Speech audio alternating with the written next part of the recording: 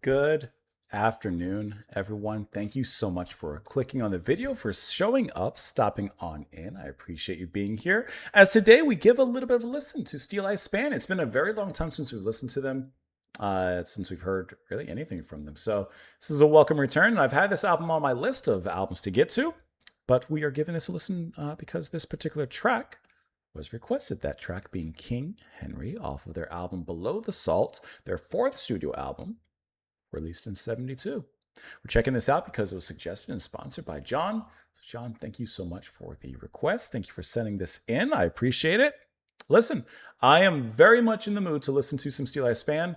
It's thundery, lightningy, stormy, rainy, darky. It's everything out there. And I think that some good folk will go down quite well. So let's go ahead and do so right now. Discuss it a little bit after. Here we go. Let never a man a wooing when that lacketh thing is free. A store of gold, an open heart, and full of charity. And this was seen of King Henry, though he lay quite alone. For he's taken into a haunted hall, 7 miles from the town.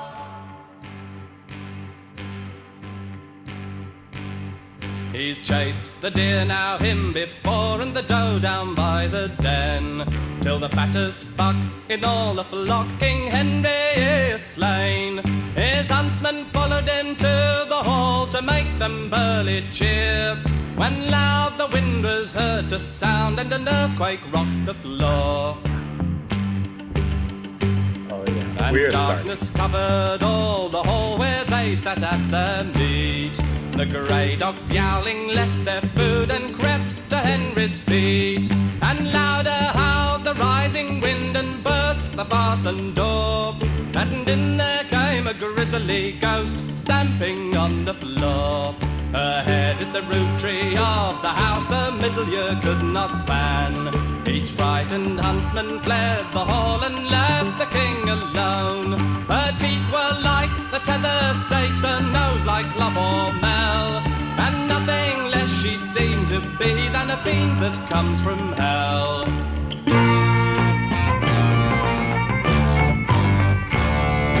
I like how the electric guitar is so subtle in here. Besides this cool riffing that's happening now.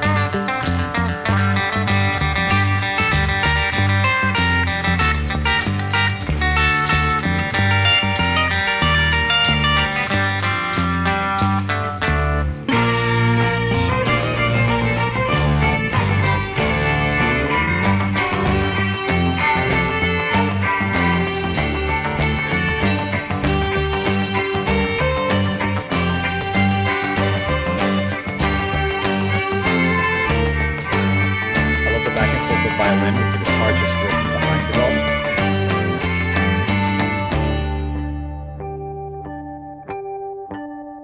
Some harmonics in the transition.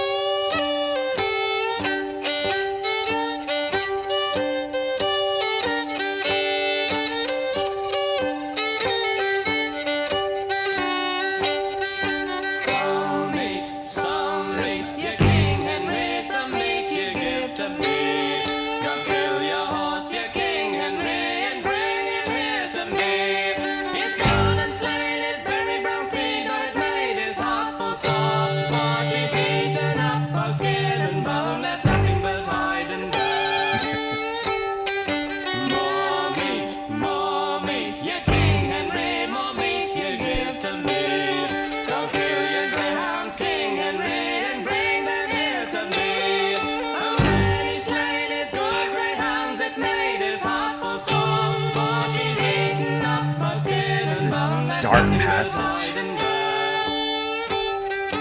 More meat, you King Henry, more meat you give to me.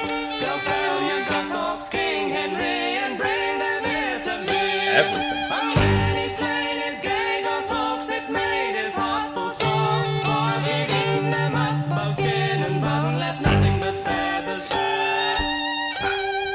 Some drink, now King Henry, some drink.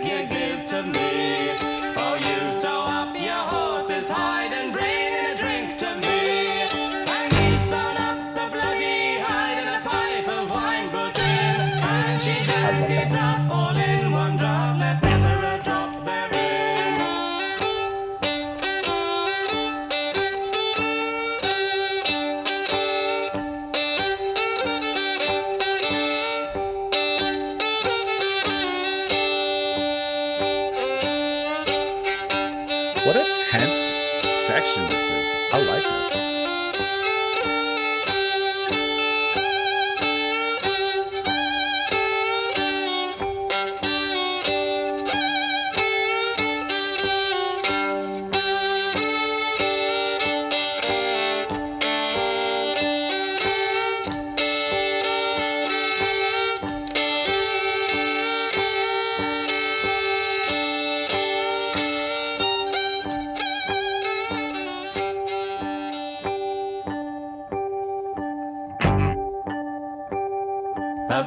A bed now, King Henry, a bed you'll make for me.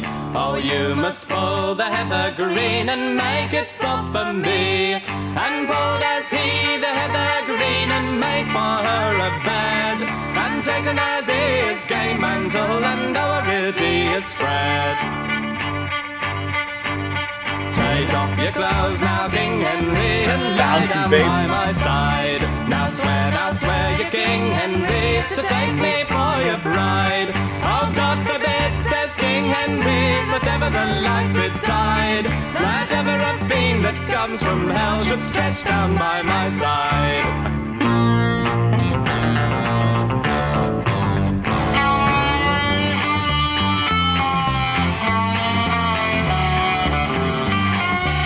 Love how that transitions to this guitar solo.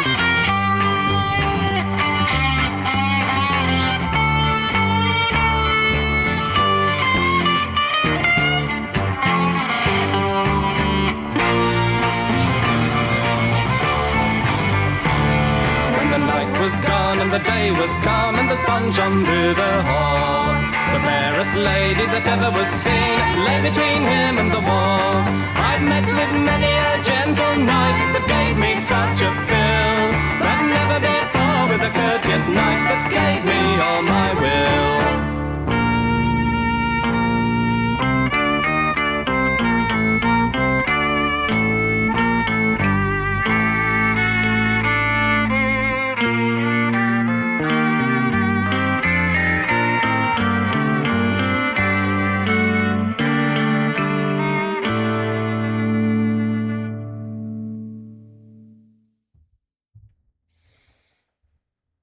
What a good listen, man. What a great, fantastic track. See, that's why I knew I had this album on my wish list for a reason.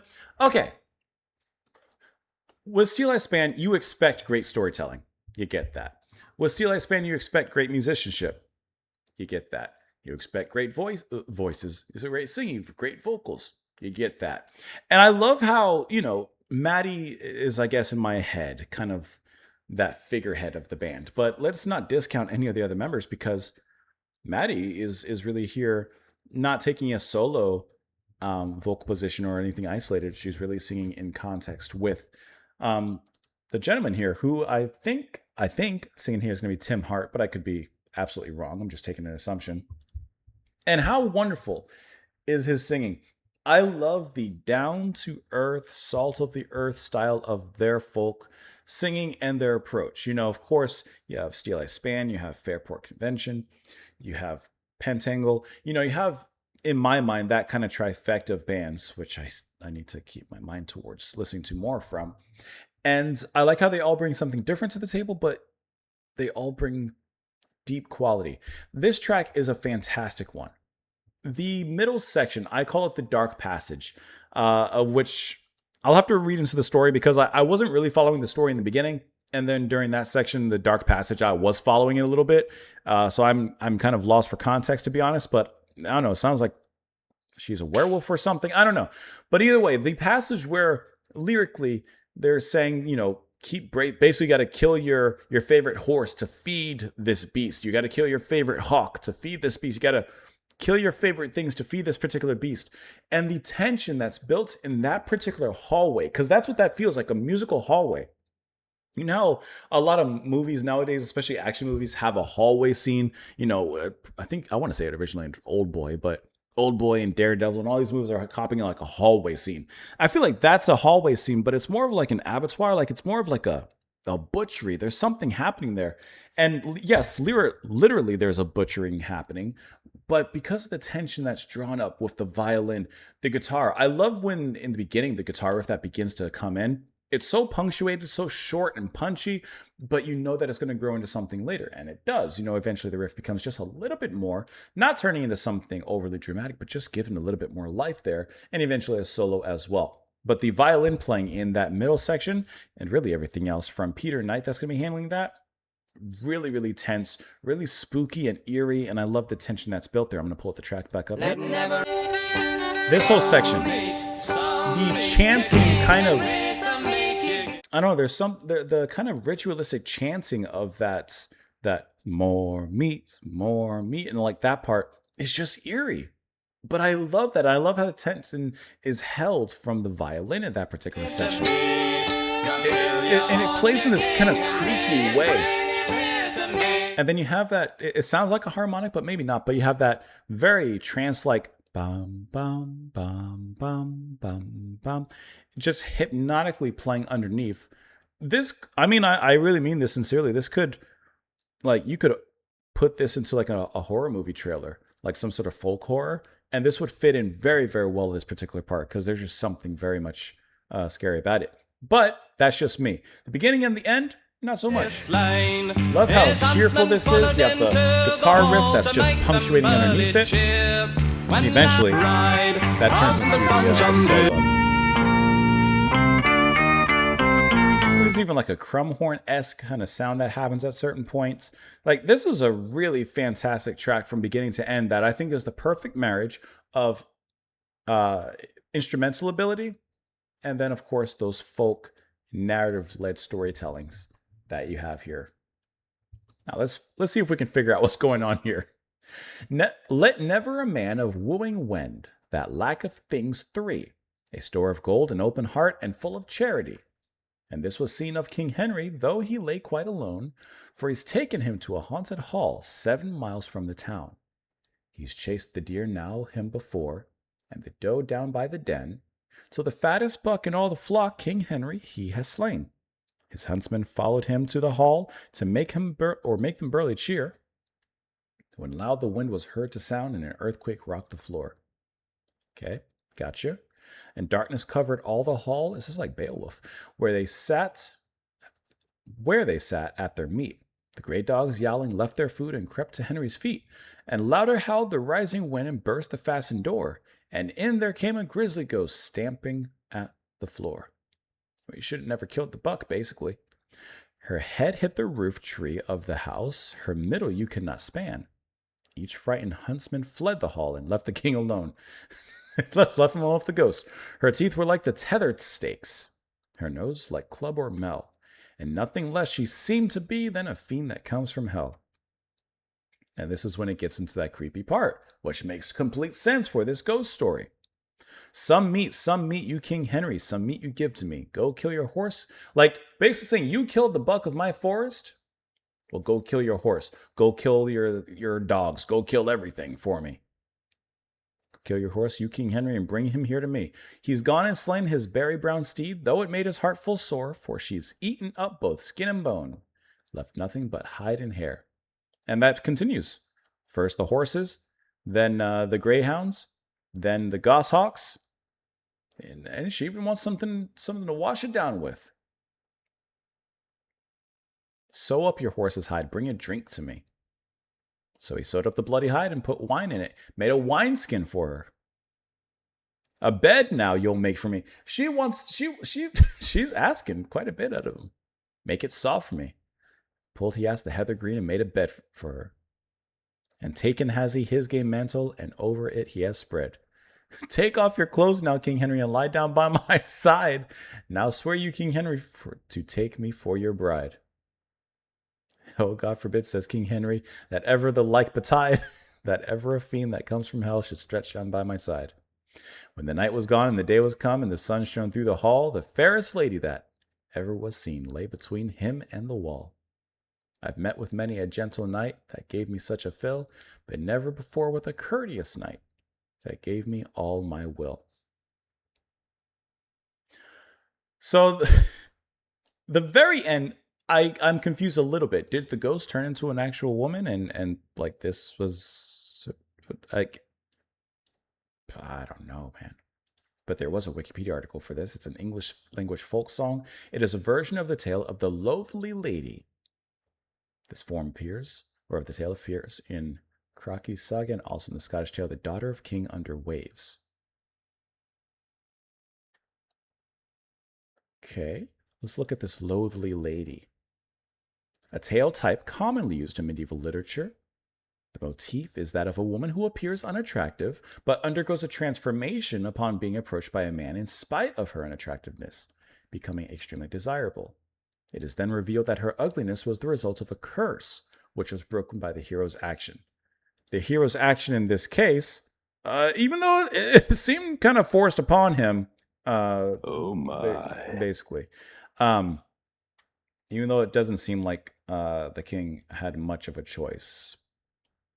I mean, she never threatened anything, I suppose, but she did make some demands there. The Lovely Lady. What a great track this was.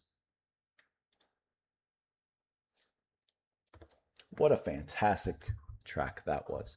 Let me know what you guys thought of it in the comments below. I appreciate you all being here. John, thank you so much for an excellent request. I appreciate that. Hope you guys enjoyed it. Hope you all have a fantastic rest of your evening, and I will see you all later. Bye, guys.